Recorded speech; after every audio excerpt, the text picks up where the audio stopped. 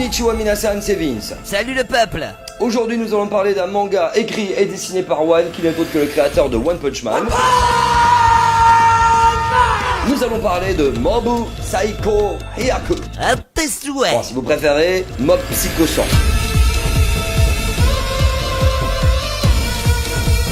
Ah oui, le personnage de Saitama avec la perruque en plus. Oui, mais dans un autre délire. D'abord, le manga a été créé en 2012, prépublié et ensuite publié officiellement en 2017 en français. Raconte l'histoire de Kageyama Shigeo, qui n'est autre que le personnage principal de l'aventure, à savoir Mobu.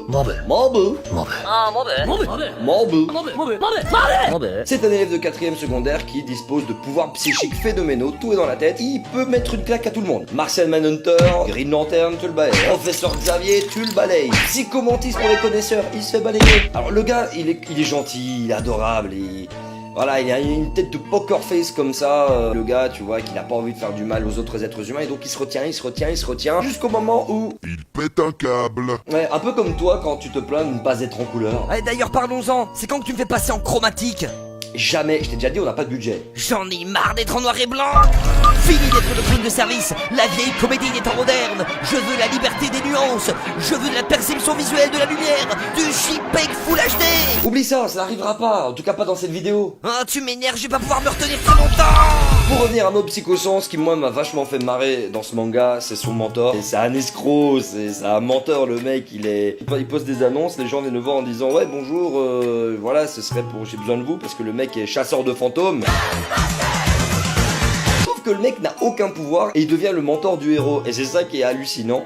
Il y a vraiment quelque chose qui va se créer entre deux, un lien mais hypocrite et drôle à la fois. Enfin bref, c'est du kiff total. Le manga, c'est de l'ironie à profusion. Si vous aimez l'humour décalé, et en plus il casse les mythes, Mob il se retrouve face à des esprits mais de level super high et tout, et Mob c'est le Saitama mais de la tête, tu vois, il les éclate et c'est ça qu'on kiffe. Au niveau du dessin, le trait est assez simple, hein, très cartoonesque, et d'ailleurs c'est ce que vous retrouvez même dans l'animé de Mob Psycho 100 qui existe et qui est dans la même veine, hein. Les personnages sont extrêmement fidèles, l'histoire est extrêmement fidèle, c'est du kiff total, et surtout j'ai envie de dire dans l'animé, il faut être préparé les amis. Si vous commencez à mater l'animé, mettez des lunettes parce que ça a tellement de couleurs quand Mob il pète un câble qu'on attrape des convulsions. Tu vois la couleur, c'est ça la vie. Allez vas-y. T'en auras pas.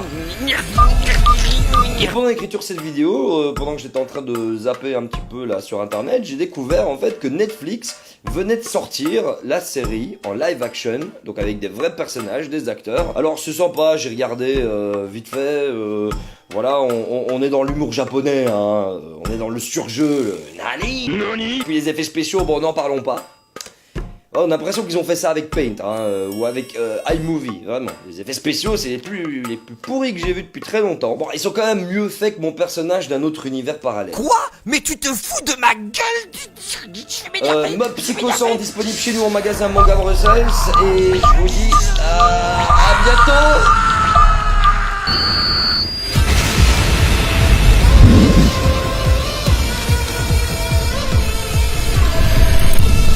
Bravo, t'as explosé la Terre, génial. Fallait juste pas m'énerver.